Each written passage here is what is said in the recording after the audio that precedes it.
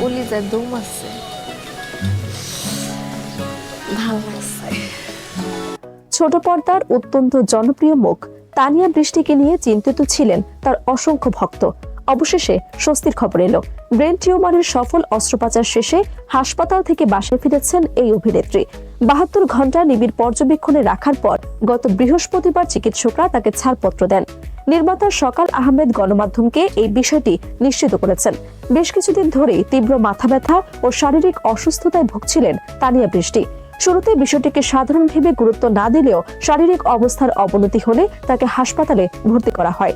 প্রয়োজনীয় পরীক্ষা নিরীক্ষা শেষে তার মস্তিষ্কে টিউমার ধরা পড়ে এবং চিকিৎসকরা দ্রুত অস্ত্রোপচারের সিদ্ধান্ত নেন। অস্ত্রোপচার সফল হওয়ার পর বর্তমানে তিনি নিজ বাসায় বিশ্রামে আছেন। তবে তার শারীরিক অবস্থা বিবেচনা করে পরিবারের পক্ষ থেকে বিশেষ অনুরোধ জানানো হয়েছে। আপাতত শুটিং বা কাজ সংক্রান্ত কোনো বিষয়ে তার সাথে যোগাযোগ না করার জন্য বলা হয়েছে। সুস্থ হয়ে উঠলে তানিয়া বৃষ্টি নিজেই সবার সাথে যোগাযোগ করবেন বলে তার পরিবার জানিয়েছে। অভিনয় জগতের সহকর্মী এবং ভক্তরা সামাজিক যোগাযোগ মাধ্যমে তার দ্রুত আরোগ্য কামনা করছেন।